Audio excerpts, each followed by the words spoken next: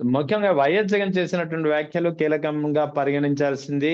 తన తండ్రి రాజశేఖర్ రెడ్డి మరణం వెనుక కూడా ఆయనకు కొన్ని అనుమానాలు ఉన్నాయి. చాలా అనుమానాలు నివృత్తి కావాల్సినవి, ఇంకా పరిష్కారం కావాల్సినవి ఉన్నాయని చెప్పి ఆయన స్వయంగా ఇవాళ ప్రెస్ మీట్ లో చెప్పడం అంటే అది దేనికి అర్థము, ఏం చెప్పదలుచుకున్నారు ఆయన? అది కూడా చంద్రబాబు నాయుడు 3 రోజుల ముందు నువ్వు అసెంబ్లీకి ఎలా వస్తావో చూస్తానని చెప్పి వైఎస్ రాజశేఖర రెడ్డిని ఆయన సవాల్ విసరడము, ఆ 3 రోజుల తర్వాత ఆయన చనిపోవడము, ఇదంతా ఆయన ప్రస్తావించారు. అంటే ఇక్కడ ఏం జరిగి ఉంటుంది, ఆయన ఏం చెప్పదలుచుకున్నారంటే మీరేం చెప్తారు? రాజశేఖర్ రెడ్డి గారు అంటే రాజారెడ్డి గారిని ఏ విధంగా హతమార్చాలని, దాని వల్ల ప్రయోజనం చేకూరుతుందో, లేదంటే పులివెందులకి ఆయన పరిమితం చేయాలనో ఒక ఆలోచన విధానంతో రాజారెడ్డి గారిని ఏ విధంగా అడ్డు తొలగించున్నారో అదే విధానంలో మరి వంగవీటి రంగా గారిని ఎక్కడ ఆయనకు మించి వెళ్ళిపోతారు రాజకీయాల్లో, ఒక ప్రత్యర్థి ఉంటారు ఆయనతో పాటుగా, ఆయనకి సమానంగా నిలబడేటటువంటి వ్యక్తి ఎదుగుతున్నాడు, ప్రజల మన్ననలు పొందుతున్నాడు అని చెప్పేసి ఏ విధంగా అడ్డు తొలగించాలనే కుట్రతో ఏ విధంగా ఆయన హతమార్చారనేది అందరికీ తెలుసు. అదే విధానంలో మరి వైఎస్ రాజశేఖర రెడ్డి గారిని నేను ఇందాకే చెప్పా, అసెంబ్లీలో కూడా 3 రోజుల ముందు, అంటే రాజశేఖర రెడ్డి గారి మరణానికి 3 రోజుల ముందు చంద్రబాబు నాయుడు గారు అసెంబ్లీలో మాట్లాడినటువంటి విధానం, ఆ మాట్లాడినటువంటి మాట, నువ్వు ఏ విధంగా అసెంబ్లీలోకి అడుగు పెడతావో చూస్తానని చెప్పేసి ఒక హెచ్చరికగానో లేదంటే ఒక విధంగా ముందే ఏదో ప్లానింగ్ ప్రకారమో ఏదో స్కెచ్ ప్రకారమో మాట్లాడినట్టుగా రాజశేఖర రెడ్డి గారికి వచ్చే అవకాశం ఉండదు అనే ముందుగానే ఏదో వాళ్ళు ఒక ప్లానింగ్, మరి కాంగ్రెస్ వాళ్ళతో చేతులు కలిపారో, మరి ఏ విధంగా అయితే జగన్మోహన్ రెడ్డి గారి మీద ఎర్రన్నాయుడు గారు కేసులు పెట్టించి లేని వ్యక్తి గురించి రాజశేఖర రెడ్డి గారి పైన కూడా కేసులు ఏ విధంగా పెట్టించారు అంటే వాళ్ళ యొక్క ఆలోచన విధానం అనేది మనం ఇక్కడ గమనించాలి. అదే విధానంలో మరి తండ్రి గారి మరణాన్ని గురించి కూడా జగన్మోహన్ రెడ్డి గారికి అనేకమైనటువంటి అనుమానాలు ఉన్నాయి.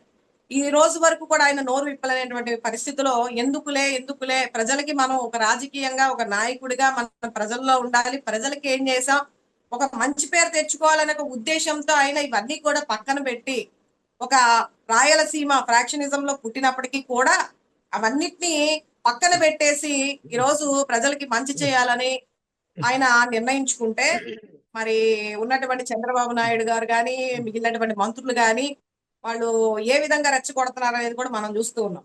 కాబట్టి రాజశేఖర్ రెడ్డి గారి మరణ వెనకాల ఖచ్చితంగా కుట్ర ఉంది. ఖచ్చితంగా దాని వెనకాల అనేకమైనటువంటి అనుమానాలు తాగుతీస్తున్నాయి. అది జగన్మోహన్ రెడ్డి గారికే కాదండి, ఈరోజు రాష్ట్రంలో ఉన్నటువంటి ప్రతి ఒక్కరికి, మా వైఎస్ఆర్ కాంగ్రెస్ పార్టీ నాయకులకి, ప్రతి ఒక్క అభిమానికి కూడా రాజశేఖర్ రెడ్డి గారి జరిగినటువంటి మరణం అది సామాన్యమైనటువంటి మరణం కాదు.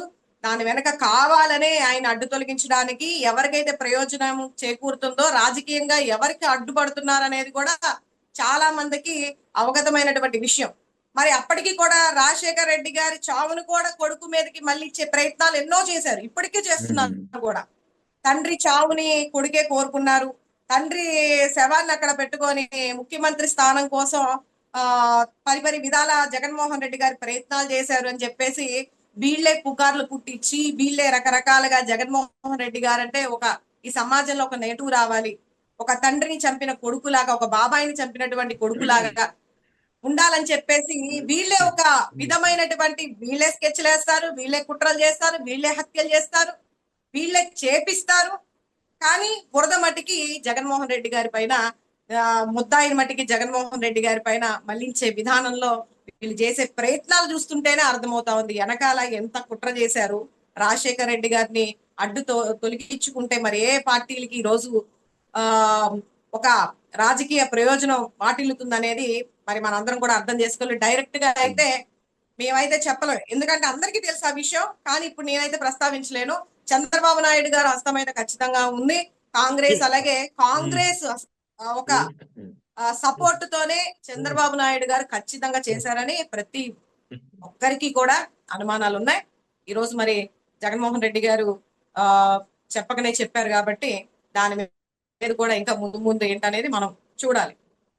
అదే సమయంలో ఆయన ఈ కూటమి ప్రభుత్వం అధికారంలోకి వచ్చిన ఈ 23 నెలల కాలంలో ఒక్కొక్కరిగా వైఎస్ఆర్ కాంగ్రెస్ పార్టీ కార్యకర్తలను కానీ, నేతలను కానీ, ద్వితీయ శ్రేణి నేతలను కానీ ఏ విధంగా అయితే వాళ్ళ హత్యకు గురయ్యారో అవన్నీ వివరించినటువంటి పరిస్థితి కూడా కనిపించింది వాళ్ళ ప్రెస్ మీట్ లో. దీనిపై ఏం చెప్తారు? కూటమి ప్రభుత్వం అధికారంలోకి వచ్చిన దగ్గర నుంచి కూడా అనేకమైనటువంటి హత్యలు మనం చూస్తూనే ఉన్నాం. అత్యాచారాలు మహిళల పైన, బాలికల పైన, మైనర్ల పైన హత్యలు నడి రోడ్డు పైన వినుకొండ రషీద్ అనే ఒక ఇన్సిడెంట్ తీసుకోండి. ఈ విధంగా అతి దారుణంగా పట్టపగలు అంటే జనాలందరూ తిరుగుతుండగానే అంత స్వేచ్ఛ ఎవరినిచ్చారు? అంత రోడ్డు మీద ఒక వ్యక్తిని పట్టుకొని ఆ విధంగా నరుకుతా ఉంటే ఈ ప్రభుత్వాన్ని సపోర్ట్ లేకుండానే ఆ వ్యక్తి ఆ విధంగా చేశారా? ఎన్ని హత్యలు జరిగాయి సార్ ఇప్పటిదాకా? ఎన్ని రాజకీయ హత్యలు చేశారు? ఎన్ని కుల హత్యలు చేశారు? రెడ్డి అనే పేరు ఉంటేనే కార్ల పైన వాటిని ధ్వంసం చేయడం, వాళ్ళ ఇళ్ల పైన ధ్వంసం చేయడం, వైఎస్ఆర్సీపీ వ్యక్తి అంటేనే వాళ్ళ కార్యకర్త అన్నా అభిమాని అన్నా వాళ్ళ పైన దాడులు చేయడం, ఇళ్లపైకి వెళ్ళి దాడులు చేయడం, మహిళలని కూడా చూడకుండా దాడులు చేయడం ఎన్ని జరిగాయి సార్ ఈరోజు? ప్రతి ఒక్కటి కూడా ఎవిడెన్స్ తో ప్రతి ఒక్కటి కూడా ఉంది. ఎంతమంది ఎన్ని విధాల భావింపబడ్డారు, ఎన్ని విధాల అత్యాచారాలు మహిళల పైన అతి ఘోరంగా జరుగుతున్నాయి అనేది ప్రతి ఒక్కరు చూస్తున్నారు. ఈ రోజు దాంట్లో చెప్పడానికి విడ్డూరం ఏముంది సార్? ఇవన్నీ కూడా కళ్ళ ముందు కనిపిస్తూ ఉన్నాయి కదా, ప్రతి ఒక్కటి సాక్ష్యాధారాలతో ఉంది కదా. ఈ రోజు క్రైమ్ రేట్ ఏ విధంగా ఉంది? అలాగే మన కేంద్ర నిఘా వర్గాలు మరి గతంలో చెప్పడం కూడా జరిగింది. మరి ఏ స్థానంలో ఈ రోజు క్రైమ్ రేట్ లో అంటే పోలీస్ వారి యొక్క విధానం 36వ ర్యాంక్ ఇచ్చింది మనకి. మరి దీన్ని బట్టి ఏమర్థం అవుతుంది సార్? పోలీస్ వ్యవస్థ ఏ విధంగా, వారి పనితీరు ఏ విధంగా ఉంది, దాన్ని బట్టే కదా మనకు ఆ ర్యాంక్ అనేది ఇచ్చింది. కాబట్టి ఈరోజు ప్రతి ఒక్కరు కూడా చూస్తున్నారు, ప్రతి ఒక్కరికి తెలుస్తుంది. కూటమి ప్రభుత్వం వచ్చాక విచ్చలవిడితనం ఏ విధంగా అయింది, ప్రతి ఒక్కరు కూడా ఏ విధంగా మద్యానికి బానిసలు అవుతున్నారు, ఏ విధంగా కల్తీ మద్యాన్ని తీసుకొని ఏ విధంగా దాడులకి పడతా ఉన్నారు, ఏ విధంగా డ్రగ్స్ విచ్చలవిడిగా అమ్మకాలు జరుగుతా ఉన్నాయి అనేది అందరికీ తెలుసు. స్వయాన నాయకులే డ్రగ్స్ లో పట్టుబడతా ఉన్నారు. మరి నేరాలకి ఘోరాలకి ఉండదా సార్?